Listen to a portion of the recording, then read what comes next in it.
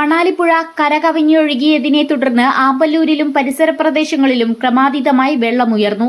ആമ്പല്ലൂർ കനാലിന് സമീപത്തും കേളി പ്രദേശത്തും നിരവധി വീടുകളിൽ വെള്ളം കയറി.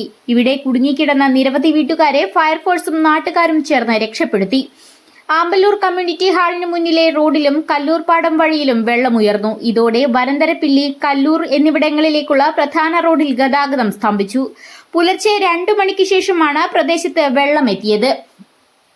ഇരുട്ടായതിനാൽ രക്ഷാപ്രവർത്തനത്തിനും തടസ്സം നേരിട്ടു. 2018 പ്രളയത്തിന് സമാനമായ രീതിയിലാണ് ആമ്പല്ലൂർ മേഖലയിൽ വെള്ളം കയറിയത്. നിരവധി വ്യാപാര സ്ഥാപനങ്ങളിലും വെള്ളം കയറിയ നിലയിലാണ്. വീടിന്റെ ഉള്ളിലേക്ക് വെള്ളം കയറിയതോടെ ആളുകൾ ടെറസിന് മുകളിൽ അഭയം തേടി.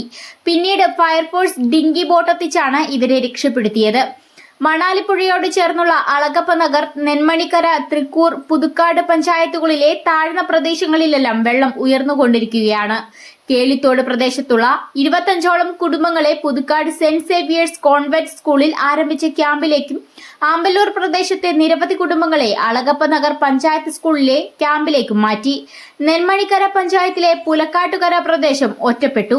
ഇവിടെ ഒറ്റപ്പെട്ടുപോയ കുടുംബാംഗങ്ങളെ മാറ്റാനുള്ള ശ്രമത്തിലാണ് അധികൃതർ.